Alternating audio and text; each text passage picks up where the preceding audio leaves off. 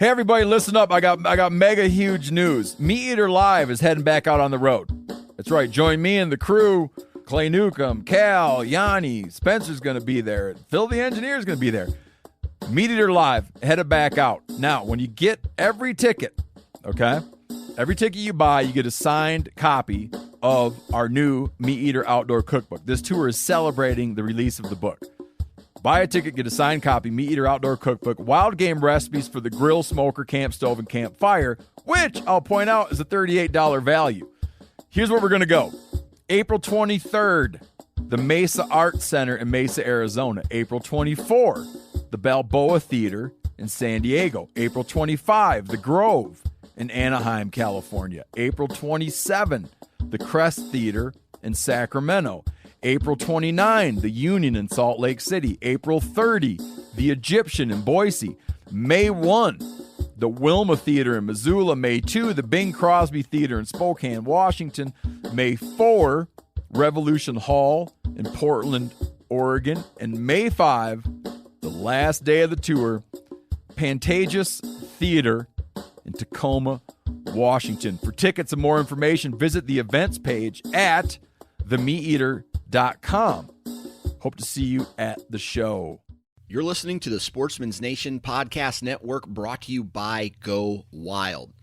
Now, if you're looking to join a community of like-minded individuals who love the outdoors, then you need to check out the Go Wild app. And you can find it anywhere apps are downloaded, or you can check out their website, timetogowild.com. Now, what is Go Wild? Go Wild is an app. It's a social media app where people can share their hunting, their fishing, their outdoor adventures through posts and pictures and log time, and all that kind of generates this score.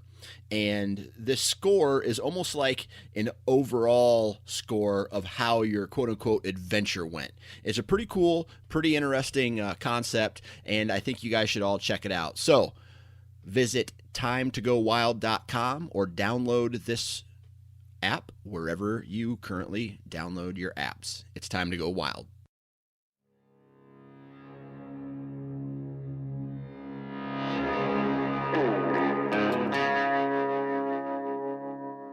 My name is Clay Newcomb, and I'm the host of the Bear Hunting Magazine podcast. I'll also be your host into the world of hunting the icon of North American wilderness, the bear. We'll talk about tactics, gear, conservation, but we'll also bring you into some of the wildest country on the planet, chasing bear. Welcome to the Bear Hunting Magazine podcast. This is the fourth podcast in our series coming out of Manitoba, Canada, on this whitetail hunt that we've just done with Tom Ainsworth. And we're on our way home from Manitoba right now. We've actually driven through the night, and I've got James Lawrence here in the driver's passenger seat. Driver's passenger seat? Nope. I've got James Lawrence in the passenger seat in the front, and I've got Steve Schultz in the back, and we've left Canada. Last you heard was our podcast with Tom, and if you recall, it was the fifth day of a 6-day hunt that we recorded that podcast, and I talked about how I'd had a pretty tough hunt for seeing mature whitetails, but I had 1 day left. James had already killed a buck on the second day, and Steve on the first day. So these guys were basically waiting around camp for me to kill a deer, and James was going out and doing a little bit of scouting for me. Steve was filming with me a couple of times, and so they were just kind of doing their thing, enjoying Canada. And so, but we had a pretty major breakthrough on day 6. And so this hunt with Tom is a 6-day hunt, and just for those of you that wouldn't know, any non-resident hunting in Canada has to be guided. That's just the law. So you can't an American or any nationality can't go to Canada and do a do-it-yourself hunt of any kind. It always has to be guided. So we were on a outfitted hunt with Tom Ainsworth of Grandview Outfitting. Tom is a longtime Bear Hunting Magazine advertiser, he used to have a bear hunting business. He doesn't anymore. He sold it, and now he just has whitetails. And Tom's got a couple thousand acres that he hunts there in the southern third of Manitoba on the western side, 40 miles from Saskatchewan. This is my second year to come up here. Last year, Steve and I came up here. On the second day, I took a mature 152-inch buck with my bow. Steve misfired, his muzzleloader misfired on what we believe was a 150-inch deer. He hunted the rest of the week. We never got a shot at another mature deer, so that was the recap from last year. So we had a tremendous hunt. I mean, opportunity at 2 150-inch deer. So this year, we really didn't know what to expect. I didn't know if we had used up all our good luck from last year, but we knew that we were in a super area for big, heavy Canadian whitetails, just like what you're after. So, James, you went with me on the sixth morning of my hunt, and you'd been sitting scouting for me. Now, you saw a couple of nice deer while you were scouting for me throughout the week. Is that right? Yeah, they late afternoon and early in the morning. Late afternoon was the first one that come out probably 250 yards. Come in closer, probably 200. Exit the field, probably back to 250 yards, went across the field.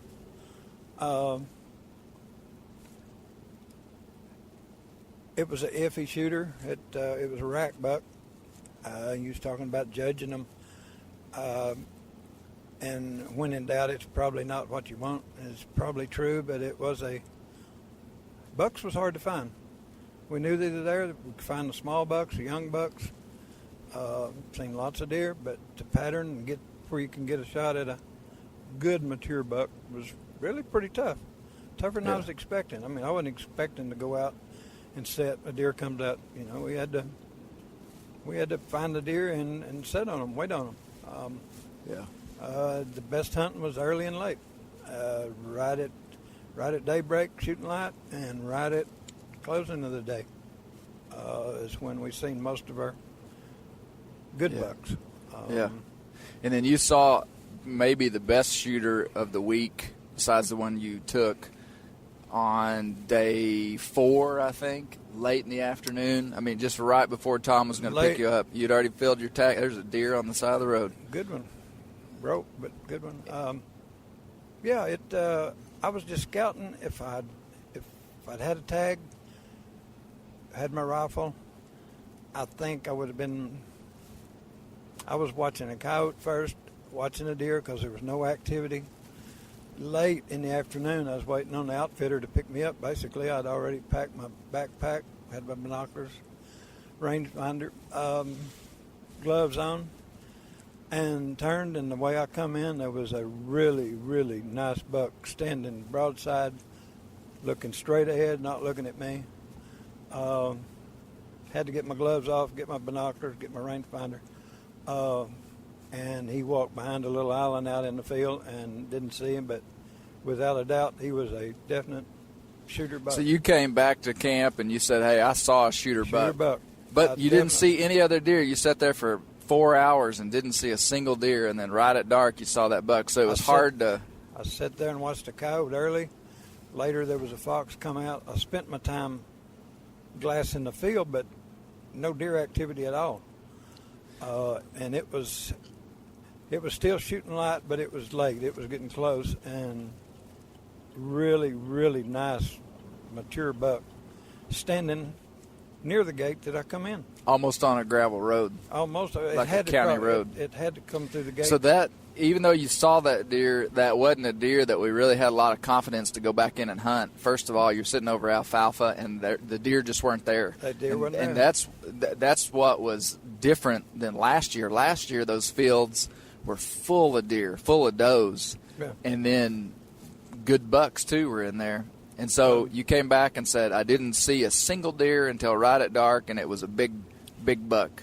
And so, but that didn't, I wasn't too confident going back in there because I felt like that buck probably went into that alfalfa, that block alfalfa, didn't find many does, didn't find what he was looking for, so he probably wasn't going to come back anytime soon. But what we did learn is that probably if a guy had the patience to go in and just sit in one spot for 6 days up there in Manitoba where we were at, you would have almost been guaranteed an opportunity at a big, mature Canadian whitetail. I feel sure 6 days. I believe if a person would sit there from daylight to dark like you did the first or the last day,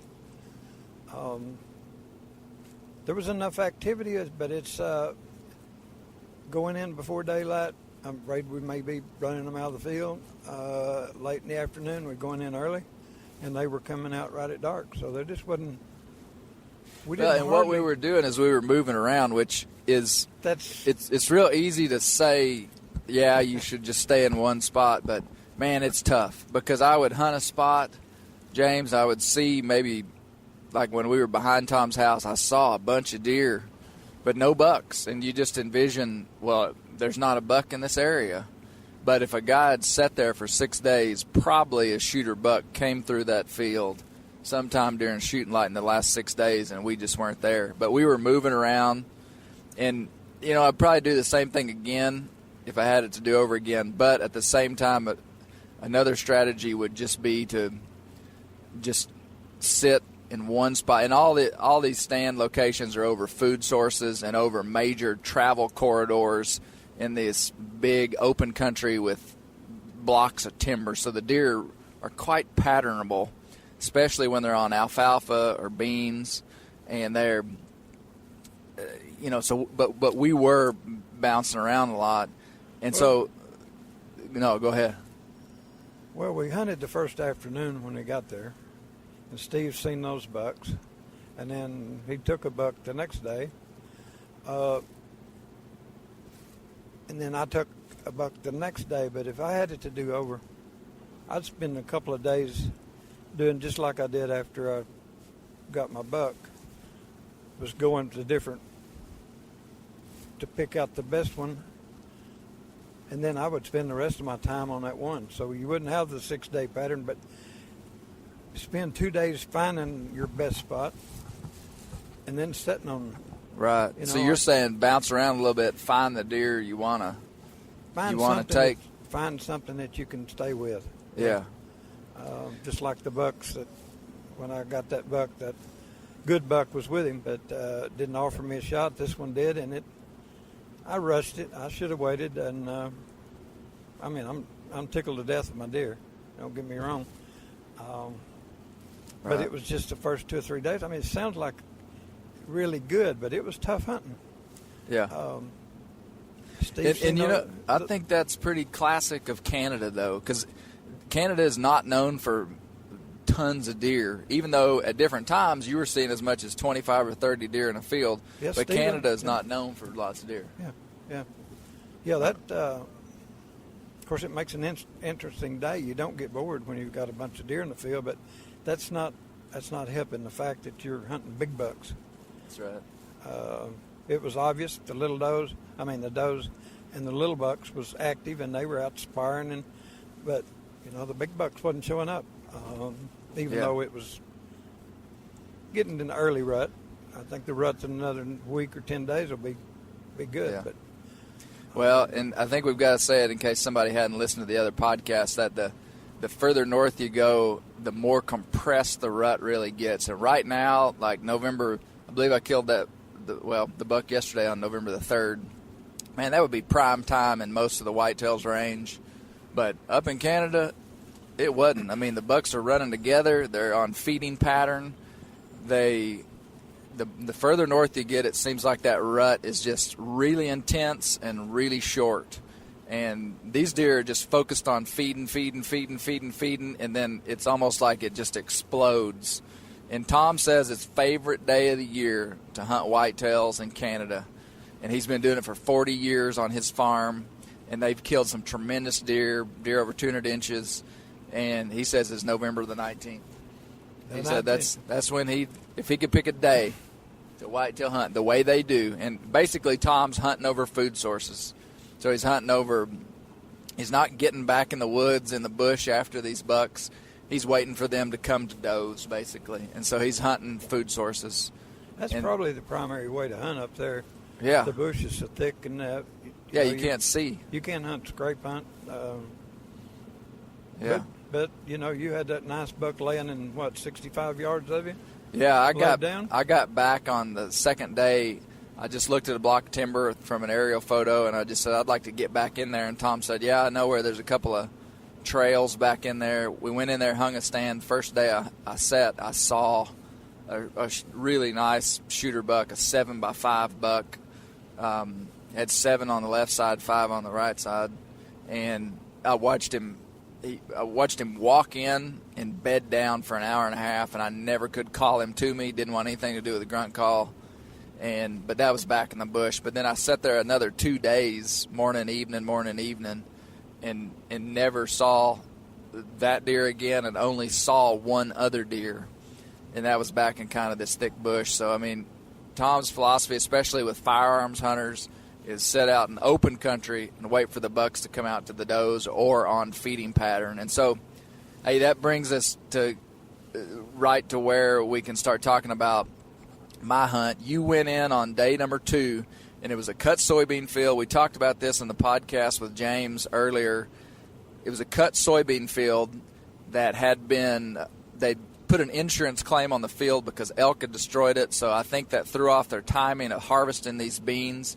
They harvested the beans, and a lot of beans shattered from the pod. And so there were beans all over the ground.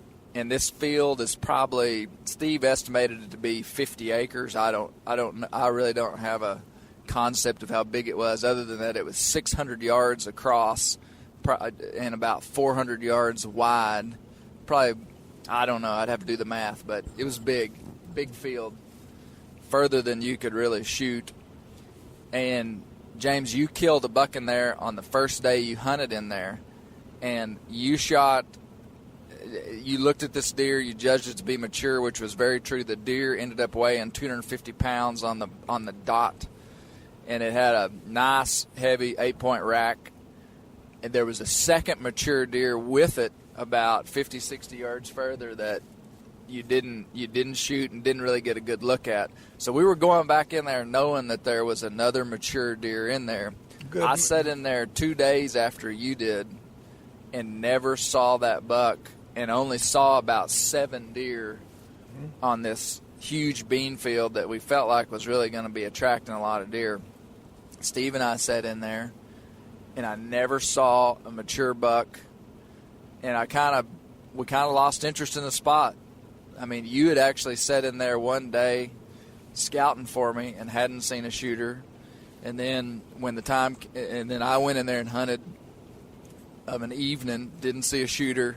And on the final day of the hunt, we get to Tom's place in the morning, and we're discussing where to go. And he said, well, why don't you go back to the bean field? And we hadn't been over there in about 3 days, but we knew it was a great food source, but still wasn't quite the activity we thought, or we'd have been hunting it every day. But it was, we just said, yeah, let's try it. Let's go to the bean field. James, he had been scouting for me, so he'd been going to different places, and it was the last day of the hunt, so it wasn't going to do any good to go scouting. No. And so I said, man, you ought to just come sit with me, James. And James has been the lucky charm. He saw more mature bucks than me when he was scouting for me, so Tom said he was the lucky charm, and I just needed to go wherever James was going to go. Yeah. So it doesn't get shooting light till about 8 o'clock up there that far north. And Tom dropped us off about probably a quarter mile from the blind we were going to. We walked in the dark. We didn't want to bust anything off the field, so we walked in the dark a pretty good way. Yeah, we walked a quarter before we turned into the field. Yeah. To get to the stand, and then we went to the back. Didn't think we busted anything off the field the way we entered it. No. Coming in behind the trail. So. And there'd been snow since we were there. Snow was there. elk tracks all over the first field we walked through. Yeah. Beds. Knew they were there. Knew there was animals there. Yeah, and he didn't just misspeak when he said there was elk tracks in the field. If you listen to the last couple of podcasts, you know that Tom's place up here in Manitoba he's got he's got bull elk. He's got elk, wild elk herd there in the area. He's got moose. He's got black bear, and he's even got some mule deer. And so we're walking through this field and seeing these tracks as big as baseballs, you know. And we're looking down at it trying to figure out what it was. I'm not sure that it wasn't moose, James, after I looked back at it. That's what I thought, but the man said it was elk. Oh, did he? Oh, yeah. We walked in. Okay. Walked out. You know, when he come in, we walked out. Tom. And I said, check this out. And he said, oh, yeah, elk. I said, what about okay. moose? He said, no elk. So we took never his word saw for an it. elk, but they were there, I Oh, guess. they were there that night, yeah. Coming in at night. doubt. So No we doubt. slip in there in the dark, get in the blind. We've got about 30 minutes. And, man, it's the last day. And, man, I'll be honest with you. These guys had been sitting around camp for 5 days. The hunting was tough. I mean, kind of the morale of the camp was down. We were struggling to find a mature buck on his feet. And, you know, I even thought about saying, hey, guys, let's just go home. Let's just cut it a day early and just go home. The thought crossed my mind. Well, I'd get fired up about going out, but then, you know, you sit there hour after hour after hour, no activity, kind of Yeah. lets you down. But, you know, Yeah. you get back and talk it all over, and it worked for us. But it was tough. It was tougher than I was expecting. Yeah. I mean, I wasn't expecting to walk up there and shoot. I didn't want to walk up and sit down and shoot button, but Right. it just it was a great hunt, but it wasn't a piece of cake. It wasn't a cakewalk. Wasn't a cakewalk. Nope. So this is the final day, and James and I are sitting in this blind, and I mean, just at shooting light, for the first time that I was going to turn on the camera and kind of pan around out in the field. I don't know if you remember this, James, but Yeah, I do. I Yeah. panned the camera because you could finally see the ground, and it's this cut, snow-covered soybean field for 600 yards, which is a long ways. And I'm panning the camera, and I see 2 deer at the very back of the field. I mean, 600 yards away. And I say, hey, there's a deer. It looked to me like a doe. Looked to me like a yearling doe. That's what it looked like. I zoomed in. We put up the binoculars. And I saw what looked to me like a doe and a yearling walking down this wood line. And then on the smaller deer in the front, he was kind of lighter colored. Did you think they were different colored? James, did you notice that? Yeah, they were. Definitely One, were. the one in the front was a little lighter colored, and the one in the back was dark. And I think it's a doe and a yearling. Put up the glass. The deer passes by a real dark spruce tree, and I can see horns on the little one. Decent horns. Yeah, no doubt. And we've got a little bit of a dispute here. James thinks that this was even maybe a bigger buck. I perceived it as a smaller buck, but still maybe even a shooter, just a racked good buck. And from 600 yards in Canada, when you can see horns on a deer, it might be a good one. Well, and then I say, oh, there's 2 deer, and I look at the back deer, and all I saw was a real stocky body. I mean, he just looked thick. He was dark. His horns were dark, and that seems to be a characteristic of these older bucks up here, darker horns. And I honestly could not see. I couldn't have told you if it was an 8-point or a 10-point or a 6-point.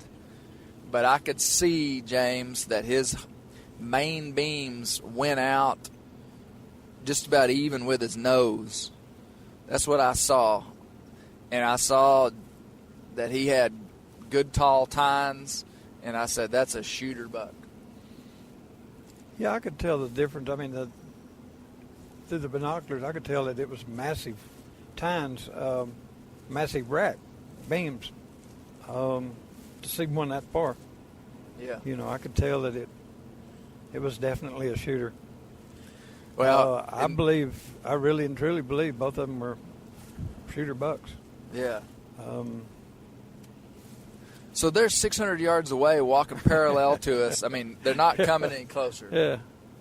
And, man, I had sat in that stand with Steve two or 3 days before, and Steve and I had seen deer there too. And Steve had said, hey, if there's a deer there, I bet you could close the distance because there's kind of a swale in this bean field, and we were just a little bit lower than where these deer were. And, you know, we kind of got to talking about if we needed to get out of the blind and close the distance. And I was shooting Steve's muzzleloader, which is truly a spectacular gun, and it's accurate out to 300-plus yards, really is. And so I was using that gun, so I knew I had basically a 300-yard range. That's what I felt like. And when I saw those deer, if there's one thing I've learned hunting in Canada last year with Steve is that just because you see a buck do something once doesn't mean that you're going to see him do it twice. And I knew that it was the last day and there was a shooter buck at the back of that field. I knew they weren't going to be there long. These deer just, of the few times we've been there, I never saw a deer feed more than about 10 minutes. And we think it was because these beans are so, it was a cut field, so it was a clear area that the deer just weren't comfortable just being right out in the middle of for long periods of time. They didn't have to spend any time out there. They could just come out, feed, pick Right. up the beans, go back in. I mean, they could get a belly full of beans in about 10, 15 minutes. Yeah, that's what Tom was talking about. You know, Right, and high protein. And, yeah. So they didn't need to stay out there for 3 hours. Like on the alfalfa, they're out there for forever. Yeah, they come out forever. Yeah. And so I knew we didn't have much time. Yeah.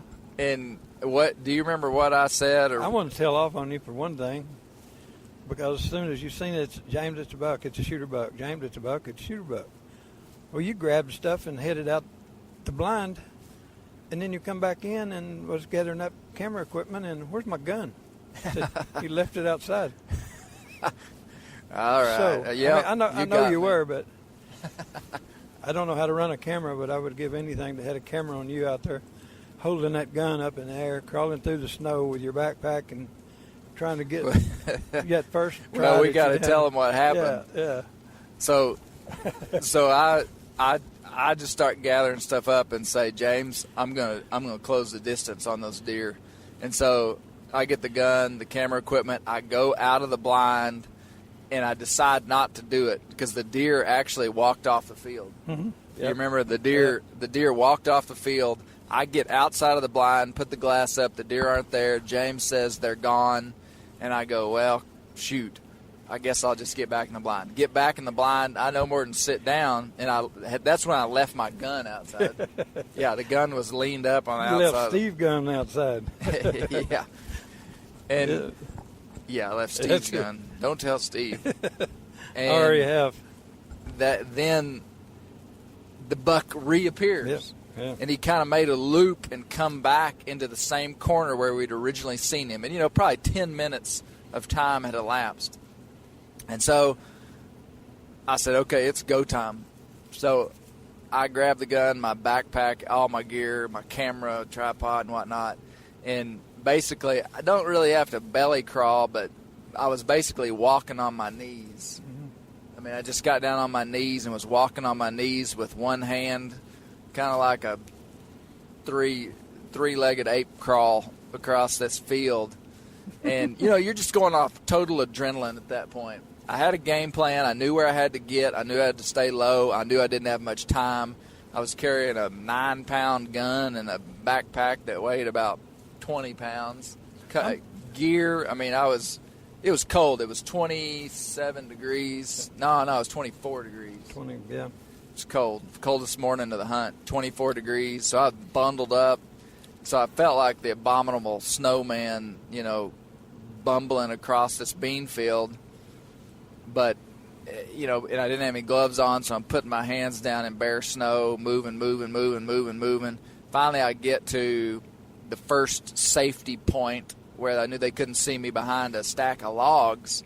And I put up my glass, and there's no deer there, but a coyote comes out of the woods. Yeah. And so James is in the blind watching all this, and basically coyotes started yipping, and they didn't really run the deer off, but as soon as those coyotes started yipping, the deer disappeared back in the timber. Is that what happened? Yep, that's it. And then when I put up my glass, the coyotes that were yipping, one of them appears right where the deer were. Yeah. So, I mean, basically a coyote ran the deer off.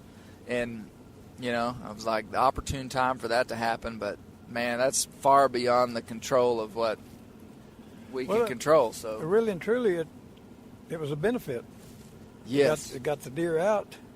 The coyote went on. Give you a little break in time to get down to where you're going. It really, I hate to say it, but it kind of worked. It worked, man. So now the field is cleared, so I'm able just to go straight to this point that we had picked out that would put me within 250 yards of where the bucks exited the field in this corner. And so I get there, and we got a little bit of a communication problem because James didn't have a cell phone with him. So James is in the blind with no communication, and I was anticipating just going over there and shooting this buck and then coming out. Well, I get to this point. It's the last day of my hunt. I've just seen a shooter buck on the edge of this soybean field, and I'm thinking immediately, I don't need to go. I don't need to leave. I need to stay here all day. That's what but Tom is coming to pick us up at 10:30. James is in the blind without communication. And so basically I texted Tom and said, Tom, I'm on these bucks. I'm in a good spot. The wind is perfect. It's blowing out of the south and east, blowing my scent out into this big field. I said, I'm just going to stay here all day. And I said, but, you know, come pick up James at the normal time, but park your truck. I told him, slip in, get James. And so that's what he did. Yeah, and it worked. It was one of those days I didn't pack really well, and I was cold, ready to go, and I couldn't do anything where I was at. But I knew, and I told them all day long, he's not going to call you. He's going to call you at dark. He's going to get it just the last light. Steve and I was walking up to the house waiting on the car. Well, we went up for supper, and then we were going to pick you up and come in and have supper. And I said, no. We were sitting there and the phone rang, and I said, that's it. Did you hear the phone ring? Yeah, I was sitting there when you called. So I sat there for 10 hours. I got in there at about 8:30. That's what I figured, James, is probably 8:45, truthfully. We got shooting light at 8 o'clock. I think we saw the deer at shortly after that. Yeah. And then I moved in, and I was probably set up on them around 9 o'clock. And then basically I sat there all day. I built the blind. I had my clippers with me. I packed a bologna sandwich. We'd eaten a whole loaf of bread, but we left the two heels. Right, we just ate the middle out of that loaf of bread. So on the last day of the hunt, I wake up and we've got two heels and 2 slabs of bologna left. So I slapped them together, put them in the pack just in case something like this happened. So I had a little bit of food. High temperature for the day was like 27. So it was cold, but I was dressed right to stay warm. And basically I got out on this little point, built a blind, and just stayed there all day. And I was thinking that maybe those deer might come back out midday to grab a few beans. That's what I was thinking. That's why I wanted to stay, is I just like, it's the last day, might as well. So I stayed out there. Long story short, there was not much activity throughout the day. I had 2 deer come out at 1 o'clock.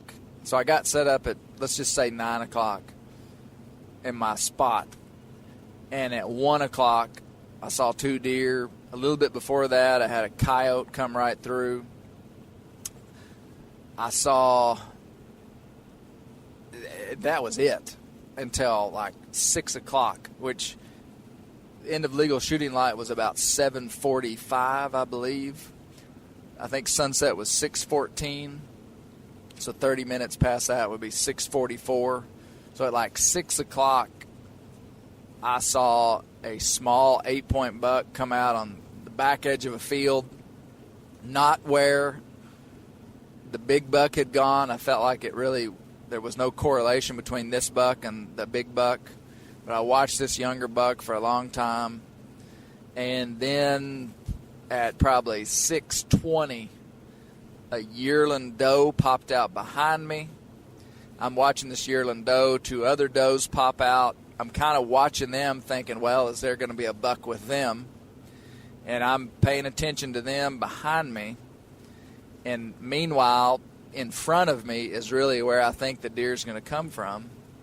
And when I turned back around, James, I mean, it was just one of those times in hunting when it just worked. The wind had been perfect all day long. And Tom says it's pretty unusual to get an east wind up there. The wind blew out of the east for 10 straight hours without variation. Unbelievable.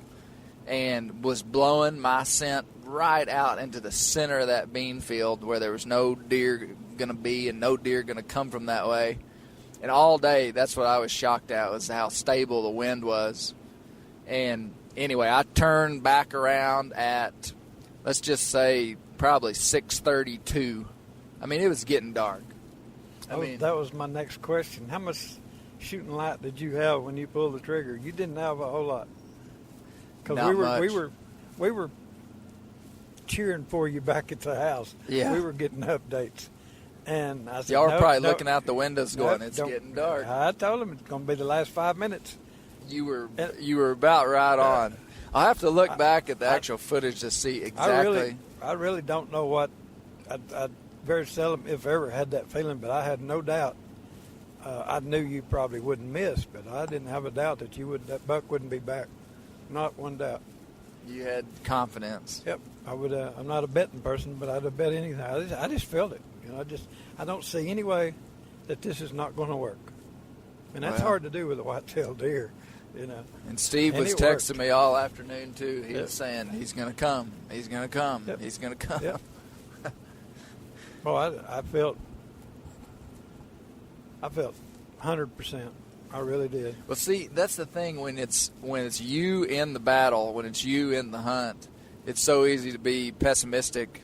And you know what, though? I was really at peace with whatever was going to happen, though, because I had taken a chance in going out to that point. I'd been pretty aggressive. And I just thought, if I don't do this, I'll look back on this hunt and wish that I had. Yeah, and I felt good about the decision. You done good. You done good. I felt good about the decision to be out there, and I tell you what, I learned something, James. The longer I hunt, the more decisive I become, and I'm just learning that you just got to make a decision in hunting, and one decision that you make one day may be the wrong decision, but you got to keep making the decision based upon the data that you have, the facts that you have, and honestly, just the gut sensing that you have about stuff after, a lifetime of interacting with whitetails and that's very true. If you make a point of what you're going to do, stay with it. It'll work for you. Just stay with it. Stay with it. It'll work for you. Yeah. But I would have been disappointed if you'd have give up and come in. I really would. Yeah. Well, he's not coming in, and call Tom and we pick you up. A little bit of shooting light left, and I know it happens. I've done it to me before. I know I've left and deer come in. Yeah. Stay to that last light. Well, it's so easy just to think it's not going to happen, and so I know that Steve is getting ready to go, and we are leaving for Arkansas at dark. I mean, we're not even going to spend the night. It's the last day of the hunt. I know this. We're not even going to stay. We're headed out, and it's 6:30, and I'm thinking, well, I didn't get a buck. It was a fun ride. I got to hunt hard for 6.5 days in cold weather, and saw some amazing country. You were telling yourself that before? Heck yeah. Oh, I mean, you just think. You just don't know. I mean, I was just, I guess, trying to get okay with that, and I was. And, man, when I had seen those little does come out, I turned back around, and, man, there was a dark blob in an odd space. You know how when you look at a spot for hours, every tree, every bush, every shadow, everything that could be a deer, every place you think there will be a deer. And I looked back, and there was something there, and it was big. And I was like, go time. I mean, it was just like, bam, that's him. But if you remember, there were 2 bucks, and I'm looking at 1 buck, and I felt like that one of the bucks was a lesser buck. And so I wanted to get some glass on this deer so that I could make sure I wasn't shooting a smaller deer and then the real shooters in the back. Because I was going to go home with an empty tag rather than shoot a lesser immature deer. I mean, I had the opportunity to shoot that 8-point early in the afternoon. I mean, I wasn't just trying to fill a tag on the last day at all. And so I really wanted to look at this deer. And when we end this, James, I want to talk about judging deer. Because when I first saw this deer, I had no real comprehension of his size. Other than that, his body features indicated he was mature, and I could see horns on his head. So I put up I scrambled around with the camera, trying to get it all on film, put the gun up, got the scope on, about 6 power. The deer is at 248 yards from me. The deer's got his head down, and he's sideways to me. He's like broadside to me. And I feel like I see a pretty dang good tine coming off like a G1, but the G3 looked kind of short. And anyway, I looked at him and looked at him and looked at him, and I just said, I need to see him look at me. And man, he lifted his head. And when he lifted his head, it took me about a half a second to go. Judging was over with. Judging was over with. Yeah. I was like, that's him. That's him. He was out past his ears. He was tall. I could see he had good brow tines, and I could see he had tremendous mass. And I mean, it was like, done deal. This has got to happen quick. And so I mean, it was after that. I mean, the show was over. I had him ranged. I knew where he was. I knew that bullet dropped about 4 inches at 250 yards. He's 248. So the deer is quartering to me. The deer is a gigantic target just because such a big body. We're shooting how many grains is that bullet, Steve? Steve's got his headphones in back there. I think it's a dang near 300 grain bullet. And I shoot for the front shoulder, quartering to, and man, bam, all I see is white belly on the field. I lost him in the scope when I shot, but I could see he just went down. And man, I kind of came unglued. You'll get to see the video at some point. With due reason. Just imagine how many hours you set for something happen in a matter of just a few minutes. I mean, 5 minutes maybe. Yeah. How many hours did we sit over there? But when it happens, it happens. You don't have. Yeah. And that it's kind of hard to explain. It's much time and money you spend. Yeah. To hunt, and the hunt is just seconds, or minutes. Yeah. Sometimes seconds. Yeah. I didn't have time to judge mine. There was 2 bucks showed up, running out of shooting light, and when he raised his head, I can't judge one frontal. I need a broadside. And I chose to take him and did, but I didn't have the chance to judge like you're talking about, where you can really, I mean, you can see the width of the ears. Yeah. Get your width. Yeah. But get that beam length out here where it's out, where you know you got some beam on it and the tine length. Well, so I then pretty much immediately called Tom, and you and Steve were in the living room with Tom. I was standing there right beside him when the phone rang, and I said, "That's him," and he done. Big buck on the ground. Yeah. Yep. Tom's all business, man. And away That's we the went. second Yep. time. That's the second time I've called Tom about a deer, and I say, "I got one, Tom," and he goes, "Okay, we'll be right there. See you later." Yep. He was just all I wanted to tell him the story. Man, it came in right at dark. He looks pretty big, Man, And, he don't want the story. He wants to get his hands on it. That's right. He didn't care. He's No, just like, we'll talk about okay, that later. Yeah. we'll be there. Yeah. Oh, man. Tom gets excited. Yeah, he does. He does. And, you know, so much of the fun of this hunt was having, you know, knowing you guys were rooting for me just like I was rooting for y'all. Okay, now here's something. This happened, and this is, I don't really think this has ever happened to me before, James. Because all the biggest deer I've killed have been with a bow, so you get a close look at them because they're within bow range when you shoot them. This is the only big deer that I've killed with a firearm. And I really had no idea like how big this rack was.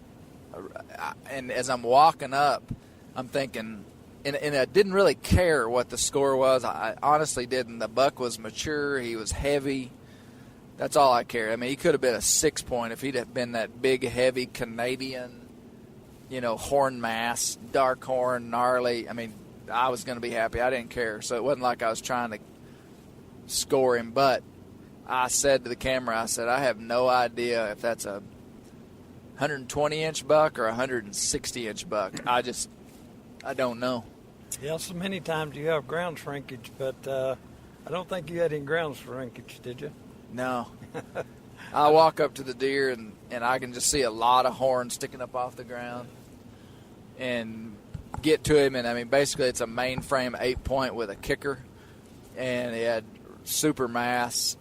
We hadn't really put a tape on him at all. He's about 18.5 inches wide. Got probably 10.5-inch G2s, big curled, and one of his G2s, James, is bladed. It's probably 1.5 inches to even 1 3/4 wide, probably. Yeah. It's just like that's this big, that's impressive. big bladed tine. And I mean, the deer was huge. We later would weigh the deer, and it weighed 248 pounds with guts in. And so, man, the hunt ended at the last minute with a good deer. And I don't even want to guess what his score was. It's not a 150-inch deer. No. It just didn't, you know, it's just an 8-point. Kind of had short threes, but just super mass. I mean, I would drive across North America in a flash every year to kill a deer like that. I like the mass more than I do tie length. The tine length is, you know, it's critical if you're looking at inches and stuff, but I like that mass. Yeah. I don't care if it's a 6-point, 8-point, 10-point. Yeah. With mass like that, you don't care. You know, you've got a big, mature, massive buck. That was, I don't know what he scores either, but you got a prize. It's a dandy. Well, man, I was thrilled. I'm just so impressed by the size of those deers, those head and neck and body coming from, Yeah. oh, I don't know. They are Arkansas, big-bodied deer. Part of Arkansas that we hunt, that our deer, that's probably, I doubt that our deer average over 125, 130. I mean, there's bigger deer, of course. Big buck might. But our deer's about half that size. Yeah. You know, and of Yep. course they don't have the mass. I mean, they do some, but They can. as a Not common. just and it. We talk to hunters, and I've done the same thing. I've overjudged the weight and stuff till I put them on the scales and weigh them, and you know, and then you take one, you put it on the scales, and it goes over 2 and then up to 250. I'm not used to that. That's twice the size of Yeah. the area in Arkansas that I hunt. You know, 25, 30-pound deer Yeah. can be a good 10-point, Yeah. 18, 20-inch spread, but they normally don't have the mass. Doesn't have the mass. No. And that's what Tom talked about.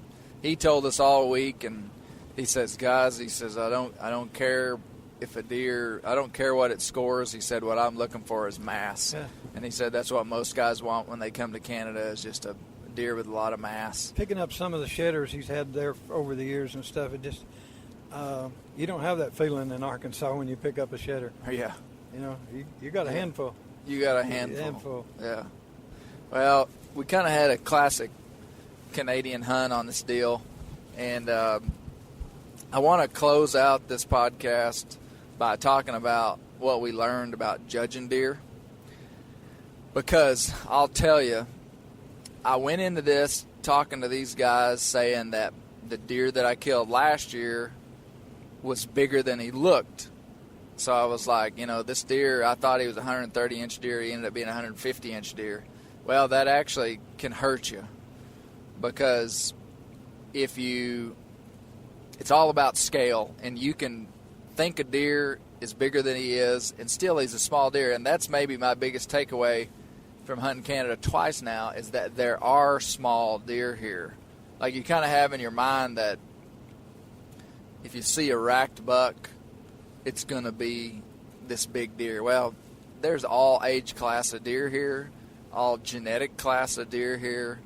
And so, Steve, in the last podcast we talked about his buck. He misjudged a deer on the first day, a 10-point that had all the characteristics of a big buck, except when we got to him, he was just about, 2/3 the size of what we really wanted him to be and what we really came up there to hunt. And so we talked about two things that could have helped him, is that the younger deer, their main beams don't come out to the end of their nose and beyond their face.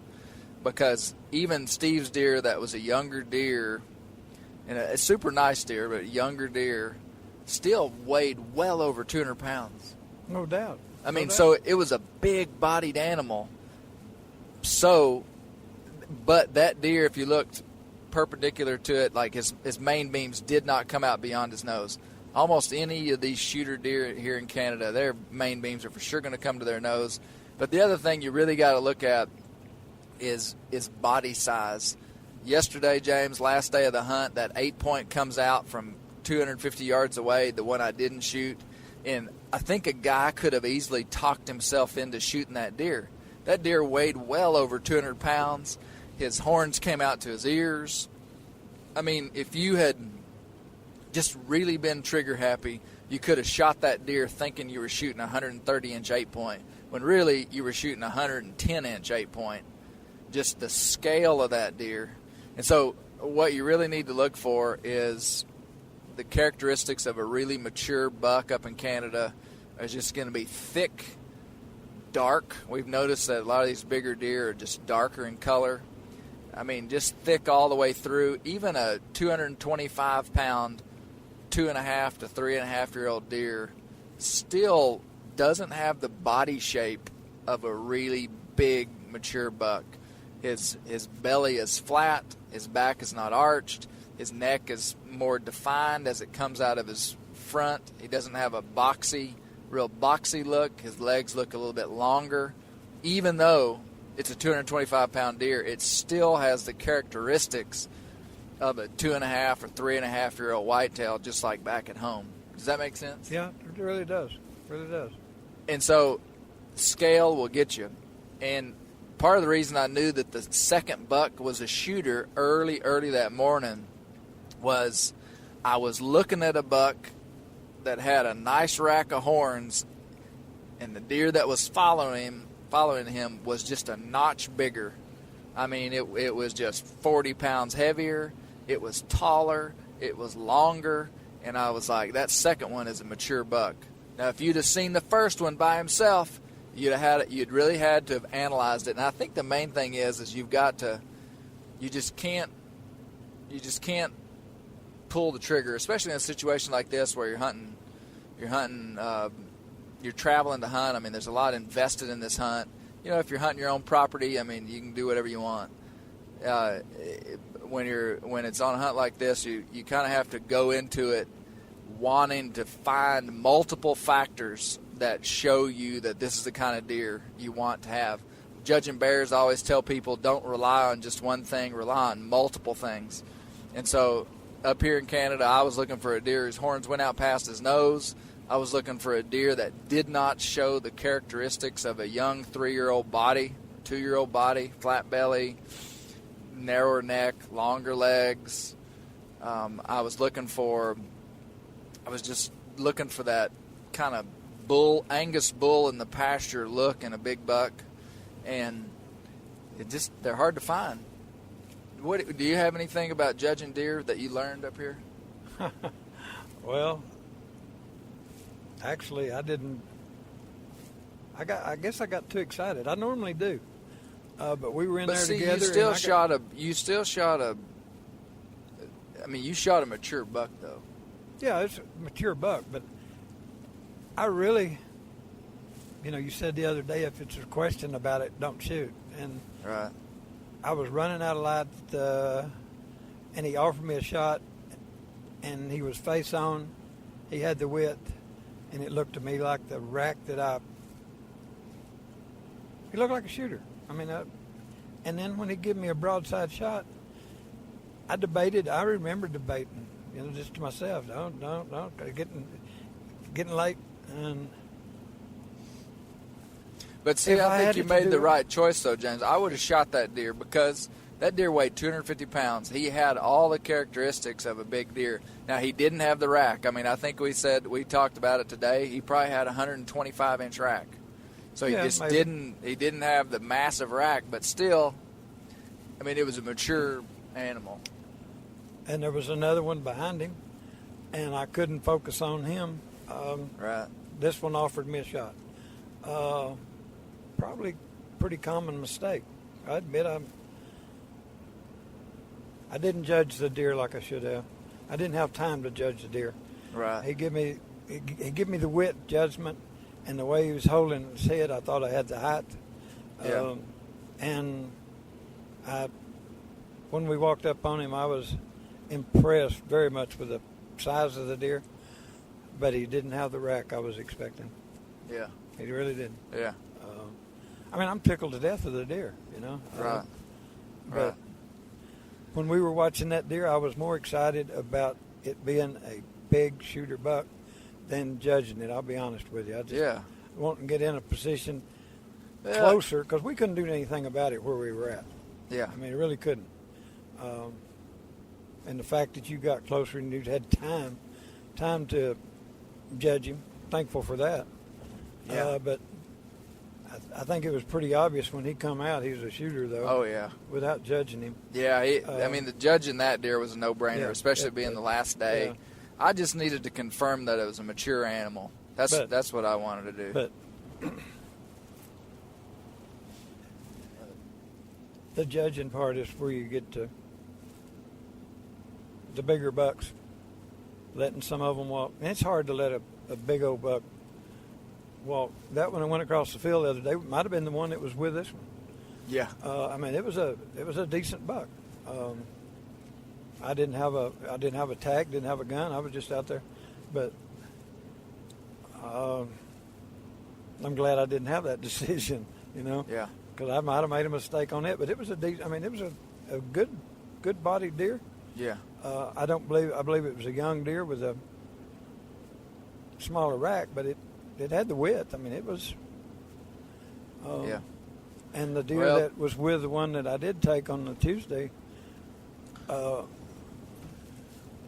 have been the one that you got.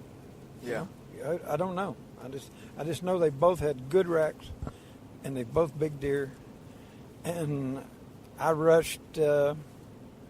But the different bucks that I seen later in the week.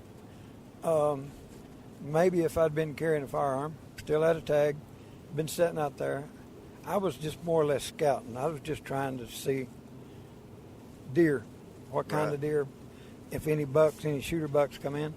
And that buck just busted me. I mean, I was sitting there all day, and he walked up, and when I turned and seen him, he'd walked in the field, standing there broadside, 50 yards each way. He was out probably 50 yards from the gate, 50 yards to that island. And I would think that if I was in there hunting with a rifle, that I would have checked that. Right. And I so didn't. You would have. I was waiting on the outfitter, Tom, to come pick me up. And when I had my glove, I had my backpack, and he's standing there broadside. And you didn't have to have glasses for this one. He wasn't that far. And so he was definitely. What you're kind of describing a shooter. is that if you had passed that deer on the second day that you ended up killing, and you would have had opportunity of that second deer.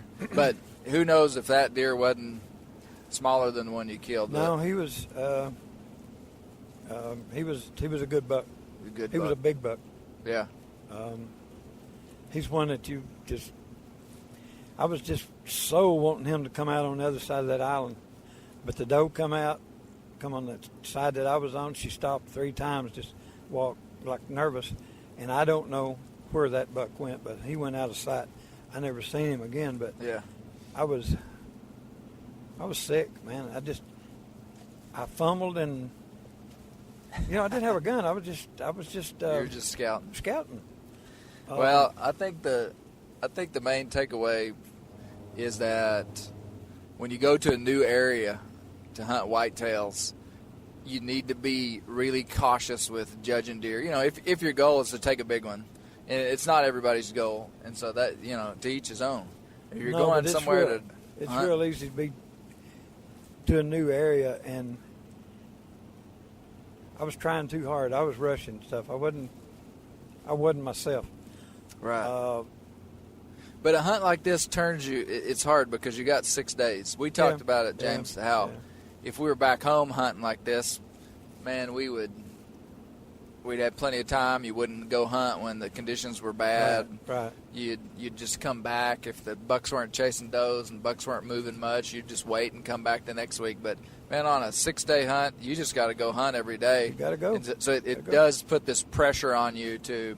You're going to get one opportunity. That's pretty much what Tom says, as with most of his hunters. Is throughout the week in a 6-day hunt, they're going to get one opportunity. I mean, legitimate opportunity at a big buck. It doesn't mean it's going to be the only one you see. You may see several, but like shooting opportunity. Yeah. And that played true with all of us. Yeah, it did. It really did. Yeah, and someday it happens on the last day, but for sure. Yeah. Well, this is the final podcast in our Manitoba Whitetail series. This is the Bear Hunting Magazine podcast, but the way I look at it is that, man, anybody that's hunting bear is going to be a whitetail hunter as well. And this is up in some serious bear country where a lot of our outfitters are that are in Bear Hunting Magazine. I know we've got several really good Manitoba outfitters that I would recommend that I know personally up in that area. And anyway, I'm kind of falling in love with Manitoba. This is the second year, James, that I've hauled a big rack home from Manitoba. Oh, I would too. Yeah, man. That is. Well, it's just an awesome place to be.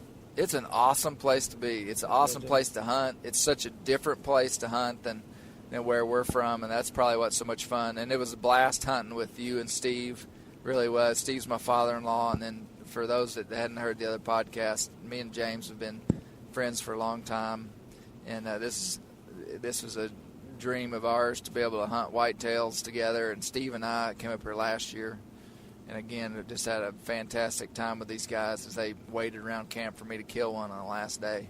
So thanks for hanging in there for me. Well, that was a pleasure. I enjoyed scouting, sitting out, and the silence of that place. There's no planes, trains, or automobiles. Right. One plane went over.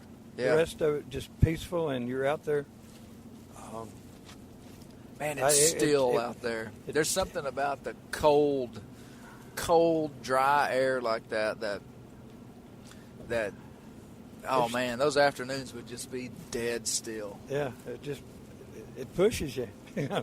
Just what's going to come out next and where it's coming out. I mean, the anticipation, and they usually do. Something comes out. Yeah. The first day that bear come out by me, and I was excited.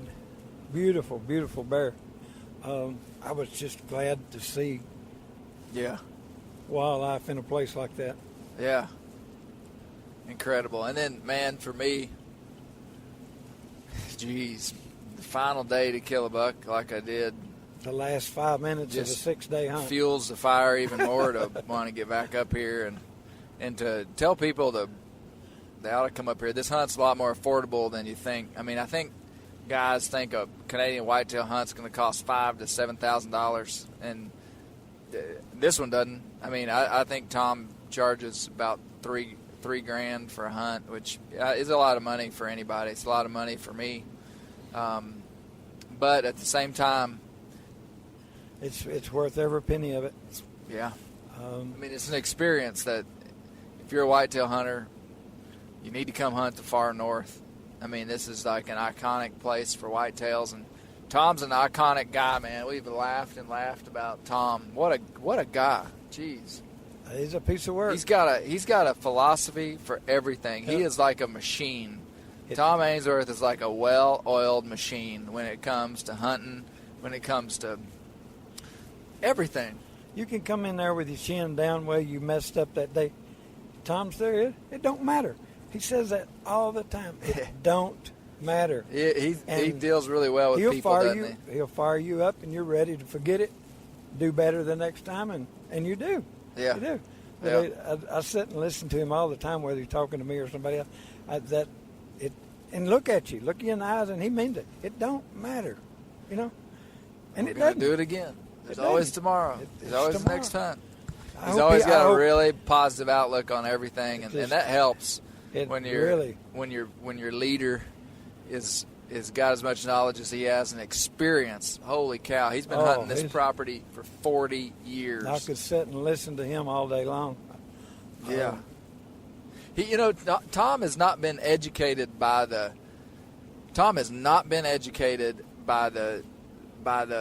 media knowledge of whitetail deer.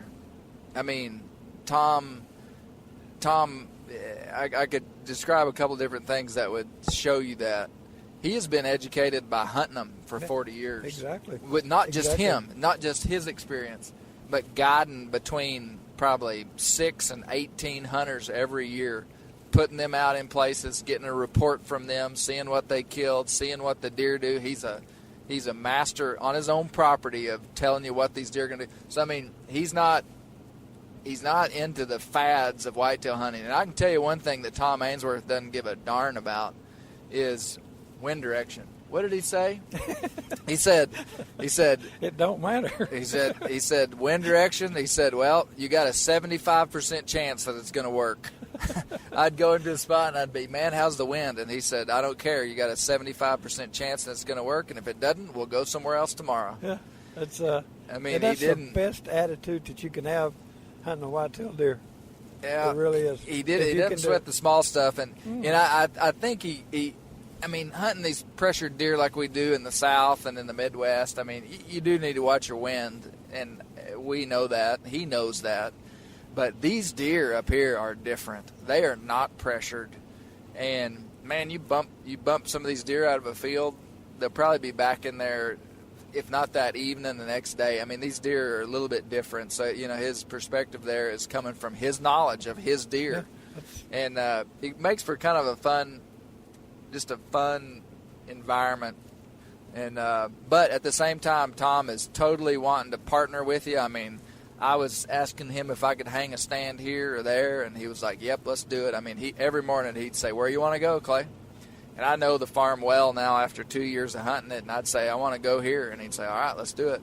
And a lot of mornings I'd wake up and say, Tom, where do you think I should go?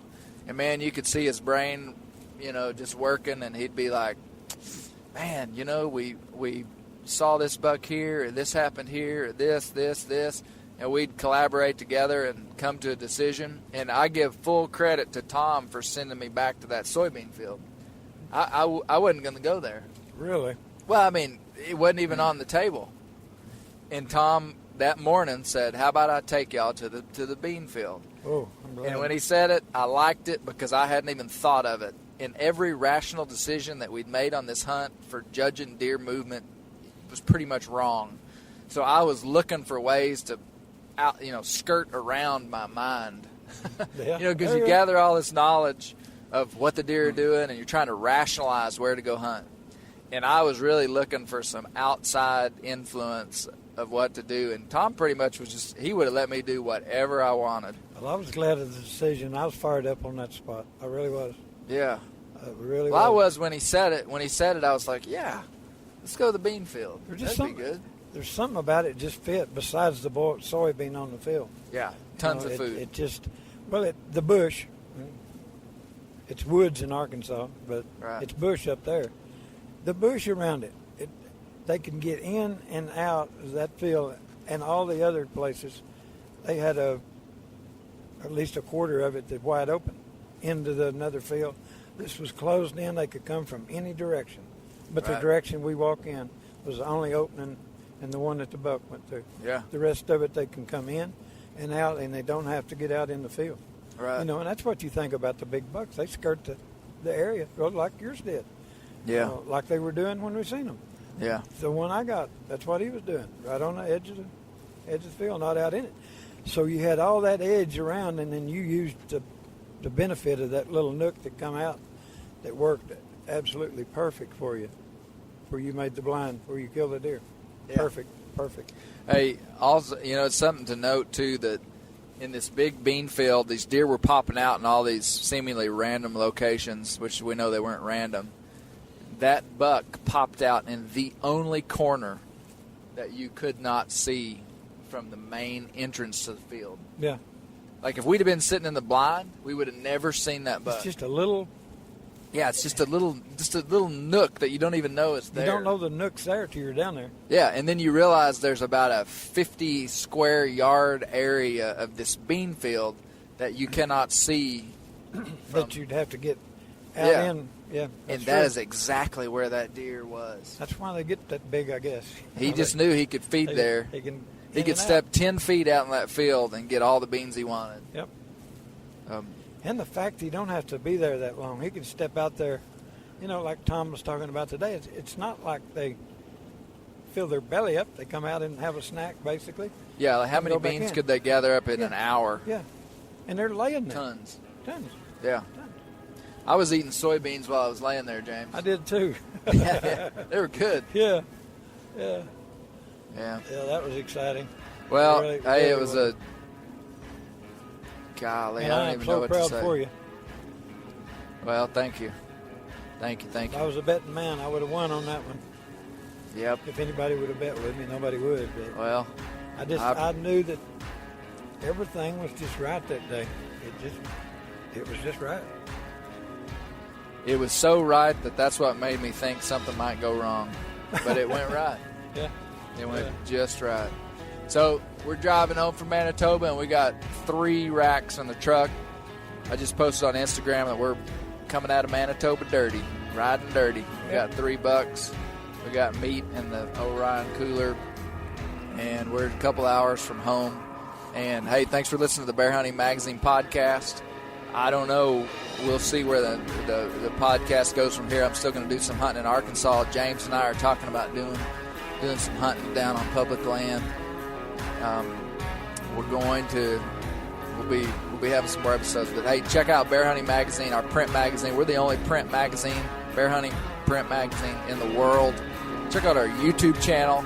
We've had about 7.1 million views on our YouTube channel in the last year.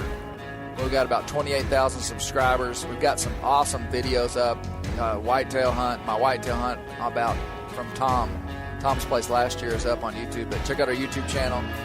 Check out our print magazine. And hey, keep the wild places wild, because that's where the bears live. And the whitetails.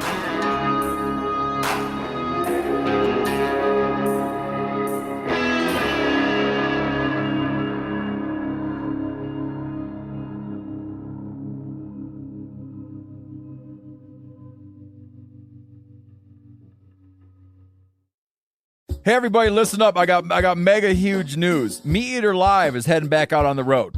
That's right. Join me and the crew. Clay Newcomb, Cal, Yanni, Spencer's going to be there. Phil the engineer is going to be there. Meat Eater Live headed back out. Now, when you get every ticket, okay? Every ticket you buy, you get a signed copy of our new Meat Eater Outdoor Cookbook. This tour is celebrating the release of the book. Buy a ticket, get a signed copy, Meat Eater Outdoor Cookbook, wild game recipes for the grill, smoker, camp stove, and campfire, which I'll point out is a $38 value. Here's where we're going to go. April 23rd, the Mesa Art Center in Mesa, Arizona. April 24th, the Balboa Theater in San Diego. April 25, the Grove in Anaheim, California. April 27, the Crest Theater in Sacramento. April 29, the Union in Salt Lake City. April 30, the Egyptian in Boise. May 1, the Wilma Theater in Missoula. May 2, the Bing Crosby Theater in Spokane, Washington. May 4, Revolution Hall in Portland, Oregon. And May 5, the last day of the tour, Pantages Theater in Tacoma, Washington. For tickets and more information, visit the events page at themeateater.com. Hope to see you at the show.